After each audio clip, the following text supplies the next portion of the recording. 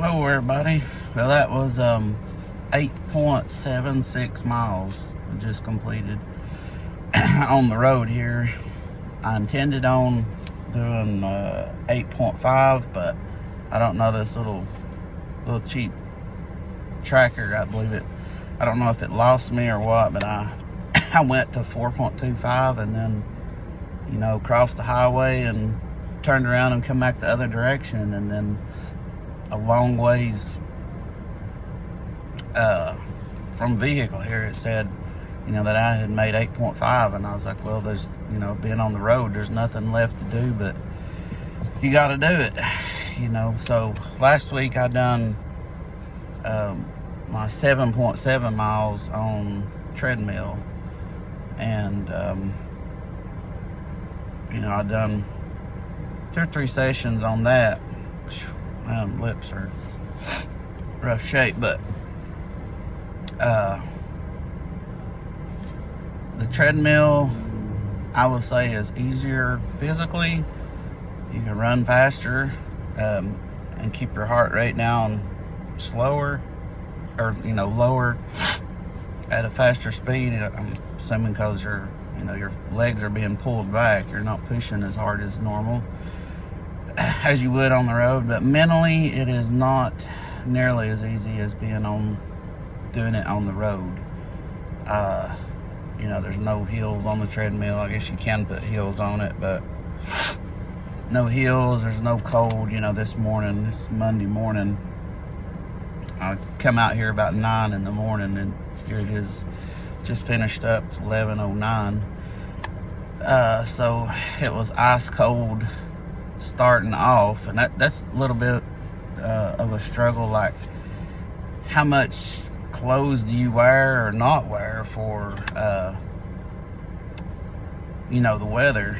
And because I considered wearing less, I thought, man, I wore jogging pants and this little, whatever this is, sweater thing, hoodie, and jersey gloves and regular socks.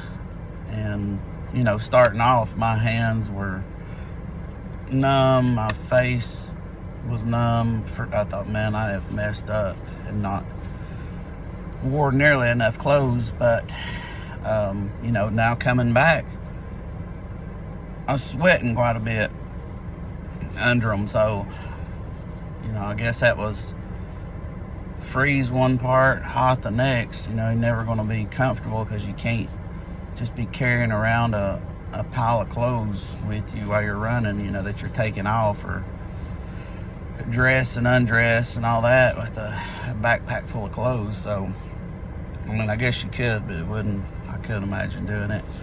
So, but mentally, I'll say it is just so much easier, because I think there's something to, you know, Andrew Huberman was talking about how moving forward, changing our eyes see that we're moving forward, causes like dopamine release.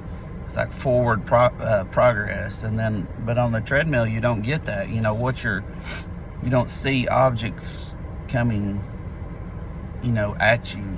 There's no,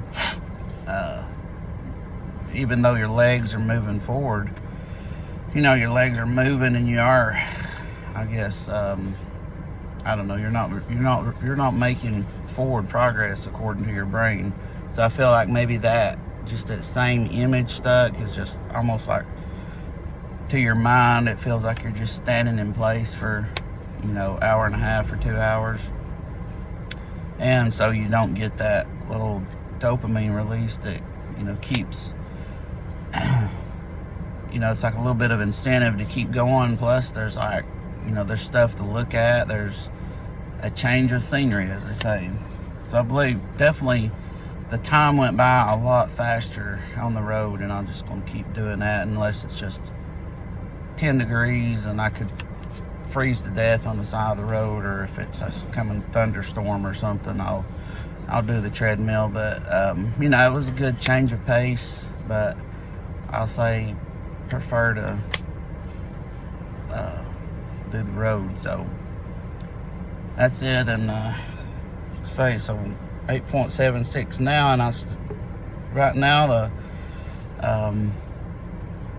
I was gonna take a week off next week, but if I just skip that 1 week, 1 week, I don't take that week off, it'll put me making 10 miles, my goal of 10 miles 2 weeks sooner than normal. So, you know, going an extra week without taking a week off from working out totally won't kill me, because I mean, in the almost 20 years that I've been doing that, you know, during that time I worked out, my weight sessions were a lot more numerous, you know, just doing a lot more volume of working out, and not nearly what I do. I'm probably half the amount of volume on weight training as I have been in the past, and I'm